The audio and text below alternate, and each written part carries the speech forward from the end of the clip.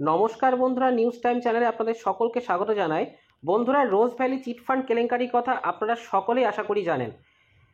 এই রোজ ভ্যালিতে টাকা বিনিয়োগ করার পরে আপনারা যারা সর্বশান্ত হয়েছেন তাদের জন্য আজকের এই ভিডিওটি। যারা বিনিয়োগ করার ফলে সর্বশান্ত হয়েছেন তাদেরকে এবার টাকা ফেরত পাওয়ানোর ব্যাপারে সিদ্ধান্ত নিতে চলেছে এনফোর্সমেন্ট ডিরেক্টরেট।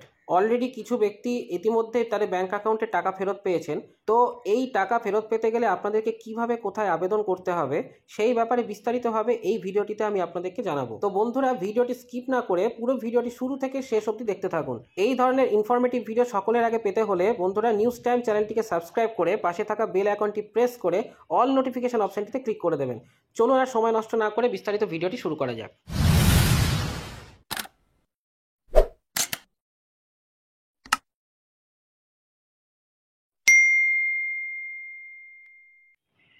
পুজোর আগেই সুখবর, রোজ ভ্যালিতে প্রতারিতদের অ্যাকাউন্টে টাকা ফেরত দেওয়া শুরু হলো। প্রথম দফায় 7,346 জন আমানতকারীর ব্যাংক অ্যাকাউন্টে টাকা ফেরত পাঠানো হয়েছে। অ্যাসেট ডিসপোজাল কমিটি জানাচ্ছে 28 লক্ষের বেশি আবেদন জমা পড়েছিল। স্ক্রুটিনির পর সেখান থেকে বহু আবেদনপত্র বাদ দেওয়া হয়েছে। শেষমেশ 7,346 জন আমানতকারীর অ্যাকাউন্টে 10,200 টাকা করে পাঠানো হয়। টাকা ফেরতের জন্য কোথায় কীভাবে আবেদন করতে হবে সেটি আবার জেনে নেওয়া যাক। রোজ ভ্যালি কাণ্ডে প্রতারিতদের টাকা ফেরত দেওয়ার প্রক্রিয়া শুরু হয়েছিল অনেক আগে। বৃহস্পতিবার থেকে আমানতকারীরা টাকা ফেরত পেতে শুরু হলো। সূত্র মারফত জানা যাচ্ছে, প্রথম দফায় প্রতারিতদের হাতে টাকা তুলে দেওয়ার জন্য ইডির তরফ থেকে অ্যাসেট ডিসপোজাল কমিটিকে 19,40,00,000 টাকা দেওয়া হয়েছিল। সেখান থেকেই টাকা ফেরত দেওয়া শুরু হয়েছে। অ্যাসেট ডিসপোজাল কমিটির অবসরপ্রাপ্ত বিচারপতি এবং চেয়ারপারসন দিলীপ শেঠ বলেছেন, 7,346 জন আমানতকারীর ব্যাংক অ্যাকাউন্টে আজ 10,200 টাকা করে পাঠানো হয়েছে। এবার প্রত্যেক মাসে ধাপে ধাপে বাকি আমানতকারীরাও টাকা পাবেন। উল্লেখ্য, রোজ ভ্যালি কাণ্ডে প্রতারিতদের টাকা ফেরতের জন্য www.roseValleyadc.com ওয়েবসাইটে আবেদন জানাতে বলা হয়েছিল।